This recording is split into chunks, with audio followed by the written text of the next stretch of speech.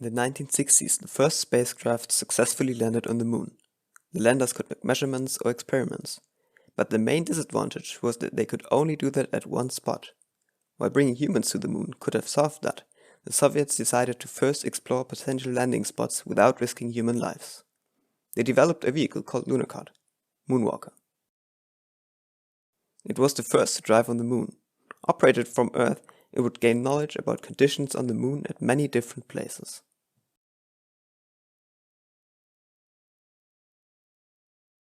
The Lunokhod program consisted of 4 planned rovers, of which 2 reached the moon. The first one was launched on February 19, 1969, but shortly after the start, the rocket automatically exploded and the rover was destroyed. This rover is sometimes referred to as Lunokhod-0 or Lunokhod-201, but because its start was kept secret and didn't succeed, the rover was never named. As the launch of Apollo 11 was approaching in mid-1969, which would have made the Americans the first to land humans on the moon, but also to return the first samples of lunar soil, the Soviets wanted to at least be the first to return samples of lunar soil back to Earth. So they prioritized missions to achieve that. But although it would have been slightly earlier than Apollo 11, Luna 15 failed to return to Earth. After nearly 2 years, they launched their second attempt, Lunokhod-1, which would finally be the first rover beyond Earth. It launched on November 17, 1970, on board Luna 17 spacecraft to explore the Sea of Rains. Another 2 years later, on January 15, 1993, Lunokhod-2 was launched on Luna 21 to the Le Monnier crater. Mainly because of its improved cameras, it could drive faster than Lunokhod-1. A third rover, Lunokhod-3, was built to be launched in 1977, but wasn't launched due to funding problems. Looking at these 3 rovers, they can easily be distinguished by the improvement of the camera design at the front. Lunokhod-1 has 2 round television cameras looking similar to eyes. Lunokhod-2 has 2 angular cameras and a third one to compromise for a blind spot Lunokhod-1 had at the front of the rover. And Lunokhod-3 has 2 movable cameras in a combined housing.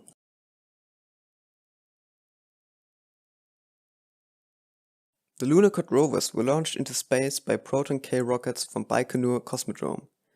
They needed about 4.5 days to travel from Earth to the moon. Then, after orbiting the moon for 2 days, the lander descended softly onto the moon's surface using its engines. After landing, the rover unfolded 2 ramps, one on each side. The 2 ramps were built in for redundancy reasons, since the landing site couldn't be known well enough before the landing. If there would have been a stone or a small slope at one of the sides, Lunokhod could still drive off the other side. After the landing, the ground station would try to contact the rover and drive off the ramps.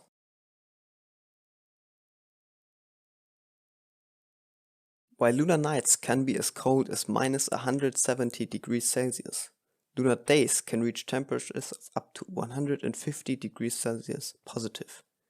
And the moon is surrounded by vacuum. To protect its instruments, they were housed inside an airtight and thermally regulated container. To be strong and light at the same time, it was made from magnesium alloy. It contains the power supply systems with batteries, radio transmitters and receivers, and the vehicle control system of the rover. For heating, a radioactive heat source was used. 11 kilograms of polonium-210 were placed at the back of the rover to heat the rover during lunar nights.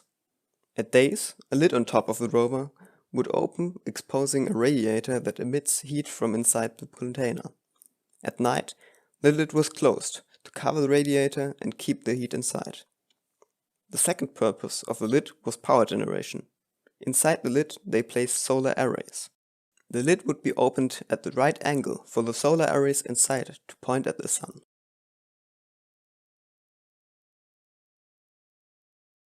Lunokhod was equipped with 3 antenna systems. An omnidirectional antenna was used for the transmission of telemetry data to the ground station. 4 whip antennas were spread on the side of the container to receive telecommands from Earth. And a steerable high-gain antenna sent television images down to Earth.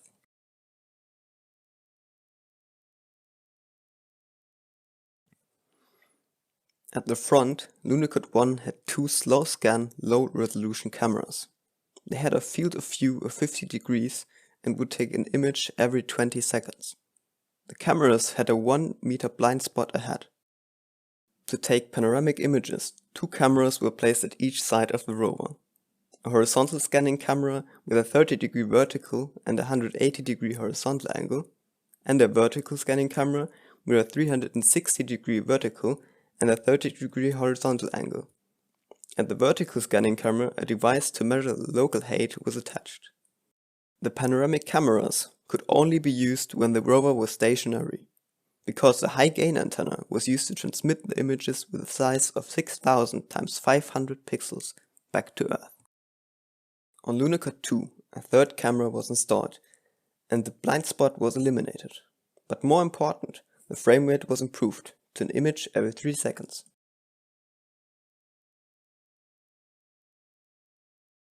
At the front of the rover, a French-built retroreflector was mounted.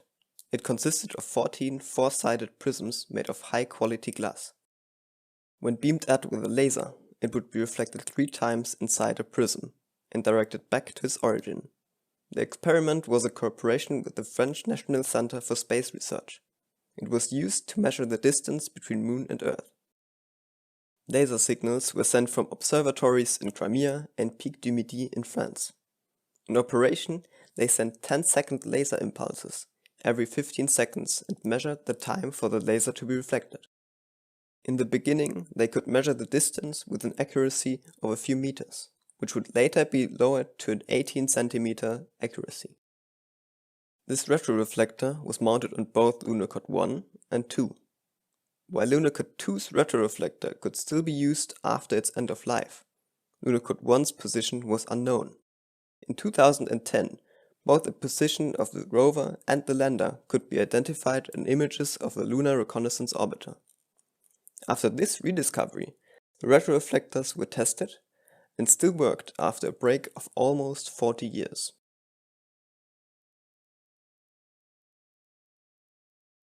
Between the 2 front wheels, an X-ray fluorescence spectrometer was suspended about 30 centimeters above the ground. It was called RIFMA, Röntgen Isotropic Fluorescent Method of Analysis. The lunar surface was irradiated with an isotropic source, and the induced emission from the soil's atoms was measured. By this, the chemical composition of the lunar soil could be determined. By its construction, RIFMA could theoretically have investigated small rocks, but due to the blind spot ahead of the camera, it could have been extremely difficult to position the instrument over a stone, and a wrong estimation of the rock's size could have damaged the rover and RIFMA.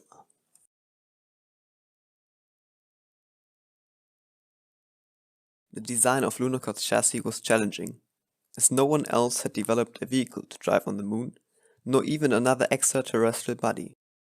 The engineers previously developed tanks. Because of their previous work, the engineers initially favored a tracked-over-wheel propulsion, but because the center of a wheel could house an electric motor with a planetary gearbox well, and a superior redundancy, a wheel design was chosen. While a single broken track would already stop a rover with a tracked design, the 8-wheel design of Lunokhod meant that 2 wheels on each side would be enough for the rover to continue its journey. Each of Lunokhod's 8 wheels had a diameter of 51 centimeters and a width of 20 centimeters. For the construction of the wheels, 3 titanium hoops were each attached to the wheel hub with 16 conventional bicycle spokes. The treadmill was made out of an inelastic steel mesh. To increase cross-country capability, titanium lugs were placed on the wheels. The lugs had holes inside because it didn't affect their grip but made them lighter. The lugs were placed at an angle to enable the rover for skid steering. Skid steering is accomplished by rotating the left and the right wheels at a different speed to turn the rover. The angled lugs reduced the rover's sliding resistance while turning, and the middle hoop was slightly bigger than the others, for better traction on solid terrain because of the overlapping lugs in the middle.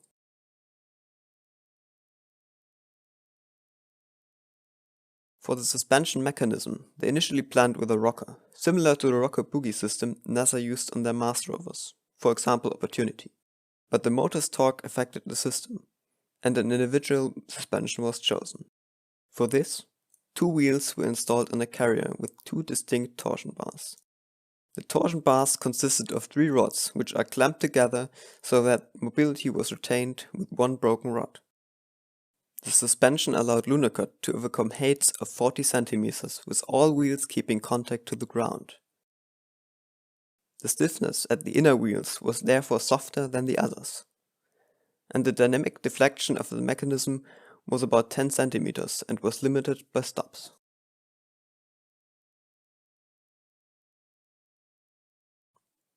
To move the rover, a direct current motor and a planetary gearbox is placed in every wheel hub. The kinematic chain could be disconnected, for example if a gear was blocked, to retain movability. The motor was developed especially for this. As the rover was steered by varying the speed of the opposing wheels, they needed 2 speeds to steer in motion. For that, a motor with 2 windings and 2 commutators was developed. When the 2 windings were connected in series, the rover would drive with about 0.8 km an hour. If the 2 windings were connected in parallel, the rover would drive faster at about 2 km an hour, but with only half the torque. The 2 windings made the motor redundant, because it could still drive if one of the windings or one of the commutators would fail. A 3-row planetary gearbox was used to transfer the revolutions to the wheel. For braking, they mainly used the generator mode of the motors, and an additional electromagnetic disc brake. On Lunokhod 1, the braking of the disc brake's electric windings on all wheels caused the brakes to be enabled while driving already shortly after the landing. This meant that driving in second speed was nearly never used, but the rover could still continue it in first speed.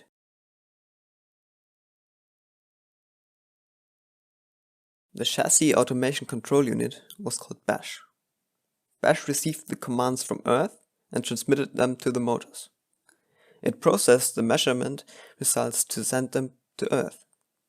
BASH also included a safety system, which measured the inclination of the rover with an inbuilt trim and list sensor. If Lunokhod would reach its max